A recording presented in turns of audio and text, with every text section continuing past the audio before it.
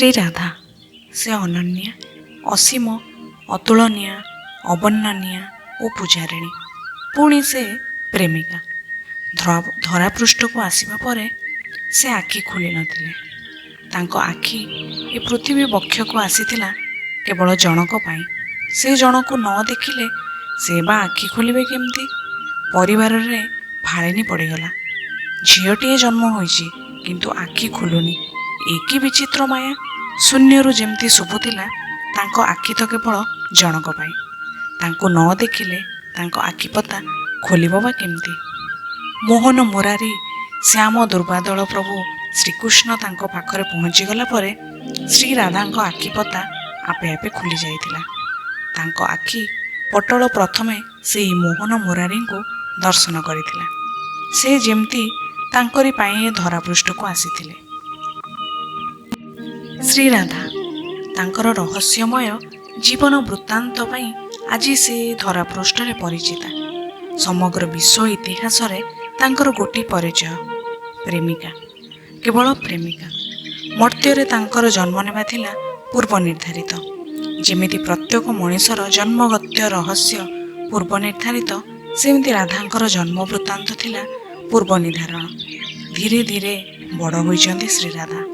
ତାଙ୍କର ଗହମ ରଙ୍ଗର ଦେହ, ନିଃସ୍ୱାର୍ଥପର ମନ ସାରା ବୃନ୍ଦାବନକୁ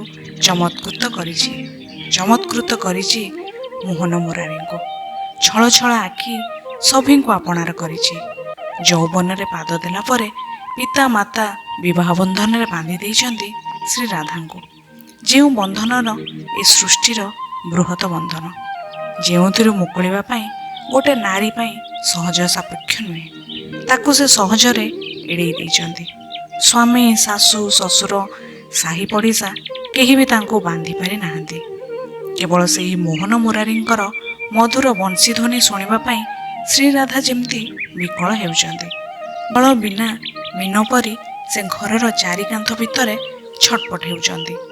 ସେଦିନ ରାତି ଅଧରେ କୃଷ୍ଣଙ୍କର ସେହି ମଧୁର ବଂଶୀଧ୍ୱନି ତାଙ୍କୁ ଶୁଆଇ ଦେଉନି, ବିଚଳିତ କରୁଛି ତାଙ୍କର ଅନ୍ତରାତ୍ମାକୁ। ତାଙ୍କ ପାଖକୁ ଯିବା ପାଇଁ ଯେମିତି ଡହଳ ବିକଳ ହେଉଛନ୍ତି ଶ୍ରୀରାଧା। ରାତିର ବେଗ ବଢ଼ି ବଢ଼ି ଚାଲିଛି। ରାତିର ନିଃଶବ୍ଦତାରେ ବଂଶୀର ଧ୍ୱନି ଆହୁରି ମଧୁର, ନିଆରା ଲାଗୁଛି ଶ୍ରୀରାଧାଙ୍କ କର୍ଣ୍ଣ ଗୁହରକୁ। ନିଜକୁ ଆଉ ରୋକି ପାରିଲେନି ଶ୍ରୀରାଧା। ନବବିବାହିତା ବଧୂ ମୁଣ୍ଡରେ ଓଢ଼ଣା ଟାଣି ଘରୁ ଗୋଡ଼ କାଢ଼ି କିଛି ଦୂର ଯାଆନ୍ତେ ଶ୍ୱଶୁରଙ୍କ ଆଗରେ ଧରା ପଡ଼ି ଯାଇଛନ୍ତି। ଏ ସାରା ସୃଷ୍ଟି ତତେ ଅସତୀ ଓ ଦୋଚାରୁଣୀ ବୋଲି ଆଖ୍ୟା ଦେବ। ଶ୍ୱଶୁରଙ୍କ କଥା ଶୁଣି ଶ୍ରୀରାଧା ଗୋଟିଏ ପାଦ ଭୂମି ଉପରେ ଆଉ ଗୋଟିଏ ପାଦ ଟେକି ରଖିଛନ୍ତି।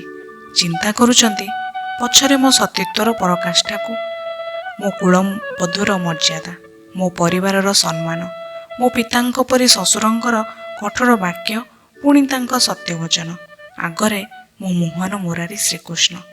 ସେ କିଛି ନୁହେଁ, ପୁଣି ମୋର ସର୍ବସ୍ୱ, ଯାହା ପାଇଁ ରାତିଦିନ ମୁଁ ଗୁମୁରି ଗୁମୁରି କାନ୍ଦୁଛି, ଯାହାର ବଂଶୀଧ୍ୱନି ମୋ ଅଙ୍ଗ ପ୍ରତ୍ୟଙ୍ଗରେ ଖେଳେଇ ଦେଉଛି ଏକ ନୂତନ ଶିହରଣ। ମୋ ଜୀବନ, ମୋ ମୃତ୍ୟୁ, ମୋ ହସ ଲୁହ, ମୋ ସୁଖ ଦୁଃଖ, ମୋ ଦିନ ରାତି ସବୁ କେବଳ ସେହି ମୋହନ ମୁରାରୀଙ୍କ ପାଇଁ। ଆଖି ଖୋଲିଲେ ଦିଶୁଛି ତାଙ୍କରି ରୂପ, ଆଖି ମୁଦିଲେ ଦିଶୁଛି ତାଙ୍କରି ରୂପ। ତାଙ୍କର ସେ ଚାହାଣୀ ମୋତେ ବ୍ୟତିବ୍ୟସ୍ତ କରି ପକାଉଛି। ମୋହନ ମୁରାରୀର ବଂଶୀଧ୍ୱନି, ତ୍ରିଭଙ୍ଗୀ ଚାହାଣୀ, ମୟୂର ପୁଚ୍ଛ, ଏସବୁ ଛାଡ଼ି କ'ଣ ମୁଁ ବଞ୍ଚିପାରିବି? ଭାବୁଥାନ୍ତି ଶ୍ରୀରାଧା। ମୋ ମୋହନ ମୁରାରୀକୁ ପାଇବା ପାଇଁ ମୋତେ ଯଦି ଅସତୀ, ଦୋଚାରୁଣୀ ହେବାକୁ ହୁଏ, ମୁଁ ତାକୁ ଅତି ସହଜରେ ଗ୍ରହଣ କରିନେବି।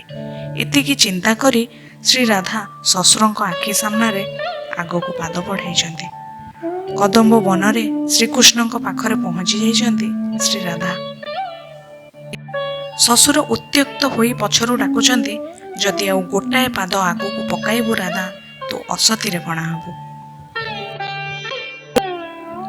ପ୍ରଭୁ ମୋହନ ମୁରାରୀ ମୃଦୁ ହସ ଦେଇ କହୁଛନ୍ତି, ଏ କ'ଣ କଲ ରାଧେ?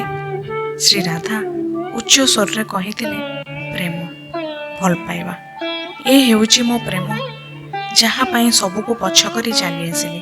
ମୋ ପାଇଁ ବିବାହ, ସ୍ୱାମୀ, ଶାଶୁ, ଶ୍ୱଶୁର, ପରିବାର, ସମାଜ ସବୁ ମୂଲ୍ୟହୀନ, କେବଳ ତୁମ ଭକ୍ତି ଆଉ ତୁମ ପ୍ରେମ ପାଖରେ। 16 ସହସ୍ର ଗୋପନାରୀ ଅନେଶତ ପାଟରାଣୀ ପ୍ରଭୁ ଶ୍ରୀକୃଷ୍ଣଙ୍କର। ଏସବୁ ପରେ ତାଙ୍କ ଆଖିର ଭାଷା ଓ ମନର ଭାବନା ବୁଝିପାରୁଥିଲେ କେବଳ ଶ୍ରୀରାଧା। ଶ୍ରୀରାଧା ହିଁ ଥିଲେ ପ୍ରଭୁ ଶ୍ରୀକୃଷ୍ଣଙ୍କର ଏକାନ୍ତ ଆପଣାର, ଏକାନ୍ତ ନିଜସ୍ୱ।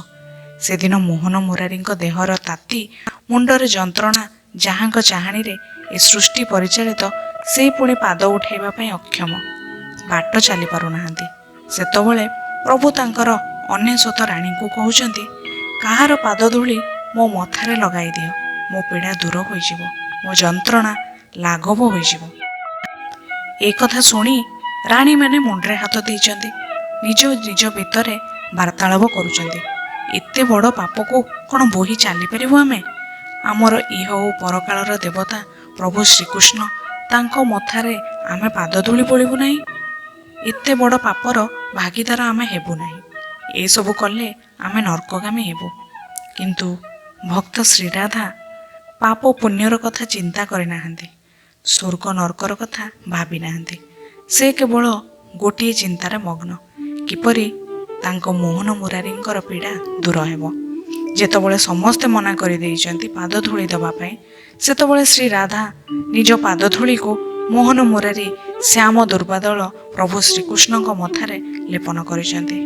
ହଠାତ୍ ପ୍ରଭୁଙ୍କର ସବୁତକ ପୀଡ଼ା ଦୂରୀଭୂତ ହୋଇଛି। ପ୍ରଭୁ ତ୍ରିଭଙ୍ଗୀ ଠାଣିରେ ହସି ଦେଇଛନ୍ତି ଓ ମନେ ମନେ କହୁଛନ୍ତି, ଏ ହେଉଛି ପ୍ରେମିକା ଆଉ ଭକ୍ତ, ଯିଏ କେବଳ ପ୍ରେମିକ ପୁରୁଷର ମଙ୍ଗଳ ମନାସିବ।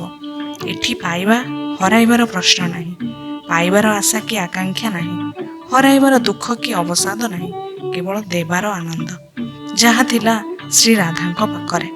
ସେଥିପାଇଁ ସେ ଥିଲେ ପ୍ରେମିକା ଶ୍ରେଷ୍ଠା। ଏ ସୃଷ୍ଟିର ଆଧାର ପ୍ରେମ, ଆମ ପ୍ରେମର ଆଧାର ଶ୍ରୀରାଧା। ଏସବୁ ପରେ ସେ କ'ଣ ଭାବିଥିଲେ ପ୍ରାଣ ପ୍ରିୟ ମୋହନ ମୁରାରୀ ତାଙ୍କୁ ଦିନେ ଏକା କରି ଚାଲିଯିବେ? ଚାଲି ଯାଇଛନ୍ତି ପ୍ରଭୁ ଶ୍ରୀକୃଷ୍ଣ ମଥୁରାକୁ, ଛାଡ଼ି ଯାଇଛନ୍ତି ନୀଳ ତମାଳ ଯମୁନା ଜଳ, ଗୋପା ଗୋପାଳୁଣୀ ଆଉ ପ୍ରାଣଠୁ ଅଧିକ ଭଲ ପାଉଥିବା ଶ୍ରୀରାଧାଙ୍କୁ। ଶ୍ରୀରାଧା ଗୁମୁରି ଗୁମୁରି କାନ୍ଦୁଛନ୍ତି, ମନେ ପକାଉଛନ୍ତି କୃଷ୍ଣଙ୍କ ସହିତ ବିତେଇଥିବା ମୁହୂର୍ତ୍ତମାନଙ୍କୁ। ଆଖିରେ ସ୍ୱପ୍ନ ନାହିଁ କି ହୃଦୟରେ କମ୍ପନ ନାହିଁ, ଓଠରୁ ହଜିଯାଇଛି ମିଠା ହସର କ୍ଷୀଣଧାର। ତଥାପି ଅପଲକ ଆଖି ଦୁଇଟି ଚାହିଁ ରହିଛି ସେଇ କଳା କାହ୍ନୁର ଆସିବା ବାଟକୁ। ମୁକ ପାଲଟି ଯାଇଛି ଆଜି ସାରି ବେଦନାର ଯଉଗରେ। ମୋହନ ମୁରାରୀଙ୍କୁ ମନେ ପକେଇ ଭାବୁଛନ୍ତି ଶ୍ରୀରାଧା, ହେ କୃଷ୍ଣ, ପଛ କରି ମୋତେ ଚାଲିଗଲ ତୁମେ। ଏ ସାରା ବ୍ରହ୍ମାଣ୍ଡ ମୋ ପାଇଁ ଅନ୍ଧକାର ଦିଶୁଛି। ଅଣ୍ଡାଳି ଅଣ୍ଡାଳି ବାଟ ଚାଲିଥାନ୍ତି, ମୋ ପାଦ ତଳୁ ଆପେ ମାଟି ଖସି ଯାଉଛି। ଏ ସାରା ଗୋପବୃନ୍ଦ ମୋତେ କୃଷ୍ଣମୟ ଲାଗୁଛି। ଚଉଦିଗରୁ କୃଷ୍ଣ କୃଷ୍ଣ ଶବ୍ଦ ଶୁଭିଯାଉଛି ଶ୍ରୀରାଧାଙ୍କ କର୍ଣ୍ଣ ଗୁହରକୁ। ଶୟନେ ସପନେ କେବଳ କୃଷ୍ଣ ନାମ ଗାଇ ଚାଲିଛନ୍ତି ଶ୍ରୀରାଧା। ଅନୁରାଗିଣୀ ପ୍ରେମିକା ସେ, ତାଙ୍କର ବା ଦେହ କ'ଣ ଦରକାର? କୃଷ୍ଣଙ୍କ ନାମ ହିଁ ତାଙ୍କ ପାଇଁ ଯଥେଷ୍ଟ। ପ୍ରେମରେ ଖୋଲିଯାଏ ପ୍ରେମିକାର ତୃତୀୟ ନେତ୍ର, ଯେଉଁଥିରେ ନିର୍ବିବାଦରେ ଦେଖି ହୁଏ ଇପ୍ସିତ ପୁରୁଷକୁ। ଆଖି ବୁଜି ମନେ ପକାଉଛନ୍ତି ସେଇ ପ୍ରିୟ ପୁରୁଷକୁ ଶ୍ରୀରାଧା। ସତରେ କ'ଣ ଶ୍ୟାମ ଦୁର୍ବାଦଳ ପ୍ରଭୁ ମୋହନ ମୁରାରୀ ତାଙ୍କୁ ମନେ ପକାଉଥିବେ? ଏ କଥା ମନକୁ ମନ ଗୁଣୁଗୁଣୁ ହୋଇ ଶ୍ରୀରାଧା ଭାବୁଛନ୍ତି। ସେ ସିନା ଗୋପ ଛାଡ଼ି ଚାଲି ଯାଇଛନ୍ତି, ହେଲେ ମୋ ଆତ୍ମାରେ, ମୋ ଚିନ୍ତା ଚେତନାରେ ସେ ଅଛନ୍ତି। ମୋ ଜନ୍ମ ଜନ୍ମାନ୍ତର ଶ୍ୟାମ ବର୍ଣ୍ଣ ପ୍ରେମିକ ସେ। ପୁଣି ଭାବୁଛନ୍ତି କେଡ଼େ ସୁନ୍ଦର ତାଙ୍କ ମଧୁର ବଂଶୀସ୍ୱର, ଠିକ୍ ତାଙ୍କ ହସ ପରି। କେଡ଼େ ସୁନ୍ଦର ତାଙ୍କ ଚାହାଣୀ, ଠିକ୍ ତାଙ୍କ ମଧୁର ବଚନ ପରି। ଶ୍ରୀରାଧା କେବେ ଜାଣନ୍ତିନି ତାଙ୍କ ଇପ୍ସିତ ପୁରୁଷ ତାଙ୍କୁ ମନେ ପକାନ୍ତି କି ନାହିଁ, ଜାଣିବାକୁ ବି କେବେ ଇଚ୍ଛା କରନ୍ତିନି। ଆକାଶକୁ ଚାହିଁ ଭାବୁଛନ୍ତି ଆକାଶର ରଙ୍ଗ ନୀଳ, ମୟୂରର ରଙ୍ଗ ନୀଳ, ନୀଳ ତମାଳ ଯମୁନା ଜଳ ନୀଳ, କୃଷ୍ଣଙ୍କ ରଙ୍ଗ ନୀଳ। ରାଧାଙ୍କର ବିରହାତ୍ମକ ଅନ୍ତର ସ୍ୱଳ୍ପ ନୁହେଁ ବିପୁଳ। ଭଲ ପାଇବାର ଅନ୍ତର କେବେ ସ୍ୱଳ୍ପ ହୋଇପାରେ ନା, ତାହା ବିଶାଳ ସାଗର ଠାରୁ ଗଭୀର। ସେଥିପାଇଁ ଭଲ ପାଇବାକୁ ହିସାବ କରି ରଖାଯାଏନି। ଯାହା ଥିଲା ପ୍ରେମିକା ଆଉ ଭକ୍ତ ଶ୍ରୀ ରାଧାଙ୍କର। ଧନ୍ୟବାଦ।